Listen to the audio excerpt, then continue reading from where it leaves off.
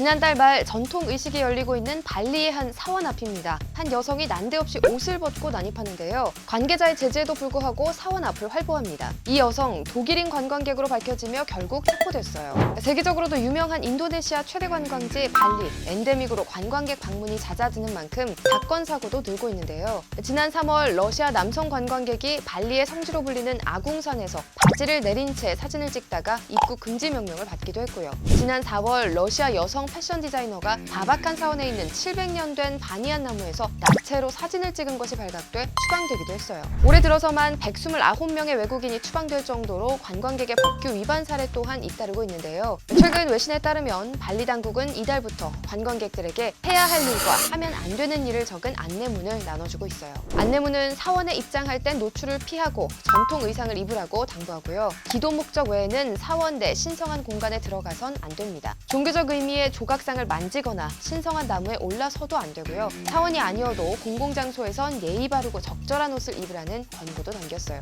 한편 드라마 왕좌의 게임 촬영지로도 유명한 크로아티아에서는 매년 100만 명 이상의 관광객이 방문하면서 과잉 관광 문제가 불거졌는데요. 현지인들 또한 일상생활을 하기 어려워지면서 크로아티아 당국은 주요 관광지의 방문객 수를 제한하고 관광세를 도입하기도 했습니다.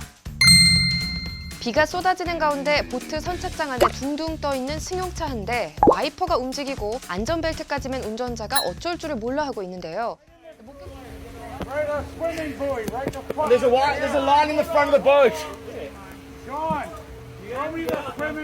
목격자들이 소리를 지르지만 차는 계속해서 물 안으로 가라앉고 있습니다. 뒤늦게 목격자들이 바다에 뛰어들고 탑승자가 차량에서 빠져나오고요. 주변인들의 도움으로 무사히 구출됩니다. 해당 사고는 한 달 전인 4월 29일 미국 하와이의 소형 보트 항구 호노코하우 항구에서 발생한 사고인데요. 놀랍게도 이 운전자는 내비게이션의 안내에 따라 운전하다가 바다에 빠졌다고 해요. 내비게이션이 바다로 인도했다는 건데요. 그런데 한 달 후인 지난 5월 29일 비슷한 사고가 발생했습니다. 칠흑 같은 어둠 속에 한 여성이 차량에 매달려 있고요. 한 목격자가 던져준 기구의 도움을 받아 사람들이 있는 쪽으로 헤엄쳐 나옵니다. 이후 목격자의 도움으로 바닷속에서 빠져나오는데요. 현지 매체에 따르면 해당 여성은 관광객으로 앞선 사고와 마찬가지로 내비게이션이 시키는 대로 차를 운전하다가 바다에 빠졌다고 해요. 관광객은 처음엔 그냥 큰 웅덩이라고 생각했다는데요. 당시 촬영된 영상을 보면 주변이 어두워서 시야 확보가 되지 않는 데다가 바다가 전조등 빛을 반사해서 바다를 웅덩이로 착각할 만한 상황이었다고 해요. 주목할 점은 두 사고 모두 같은 장소에서 발생했다는 건데요. 하지만 왜 내비게이션에서 이런 오류가 발생했는지 정확한 원인은 아직 밝혀지지 않았다고 해요.